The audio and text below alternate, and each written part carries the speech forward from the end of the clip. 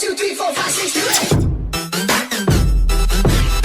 2, 8. Welcome to our Adobe Photoshop 2020 tutorial.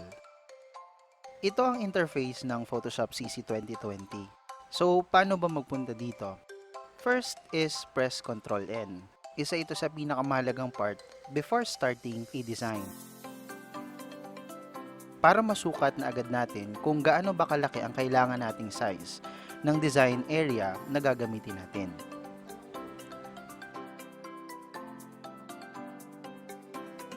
Kung pixel, inches, centimeters, or etc.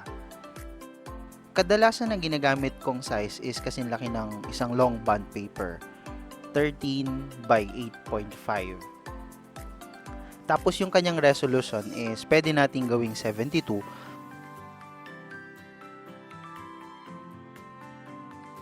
or kung gusto nating mas malinaw, kailangang mas mataas, pwedeng 100. Pero kadalasan ginagamit ko is 300. Siyempre, depende pa din kung kaya ng PC o laptop. Baka kasi maghang. Color mode natin is RGB. Pag sa tarpaulin design, ang ginagamit nila is CMYK. Pwede rin natin gawing grayscale yung background. If gusto natin gumawa ng PNG, much better if transparent naman yung background. Pero kung hindi naman, okay na din yung background color. Para ang output niya is JPEG. Pero ako, I prefer transparent.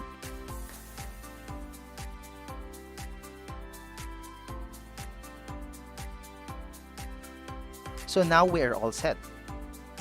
Now, meron akong example dito na images na may background.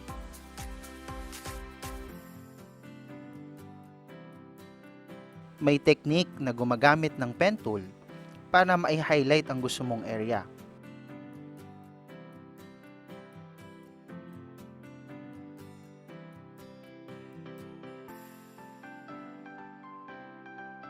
And it would take time.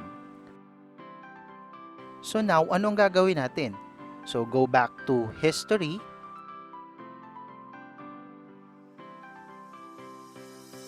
Then click the image sa ating Layers panel. Then click Properties. Sa pinakaibaba, meron Quick Actions. Then click Remove Background. And then yan na. Wala na siyang background. But still, be aware na depende pa rin sa quality ng pictures ang pag-delete ng background ni Photoshop. Kung pangit ang quality or mababa ang quality, pangit din yung kalalabasan ng pag-crop niya. Next, ma-encounter nyo yung problem na ganito. Kung papansin natin, meron siyang maliit na box sa tabi ng layer. Tapos pag kinlik natin yung properties, iba yung lumalabas sa kanya. So anong kailangan natin gawin? Kailangan natin siyang i-rasterize para maging editable yung file.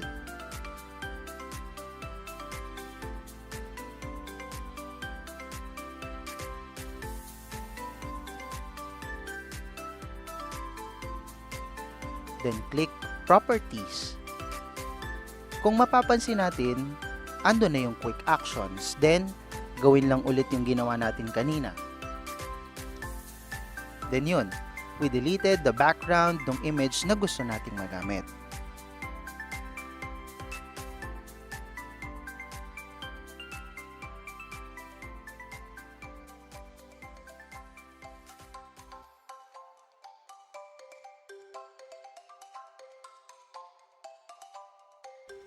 Kung mapapansin natin, meron siyang black outlined layer sa tabi ng image natin.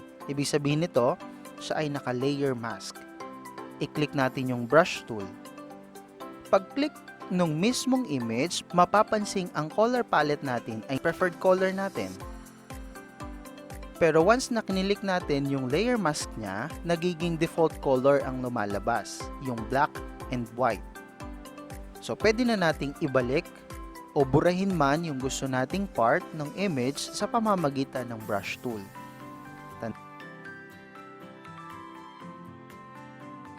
Tandaan, kapag black, i-erase niya.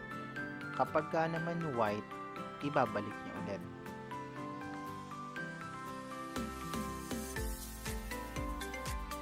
please like, share, and subscribe.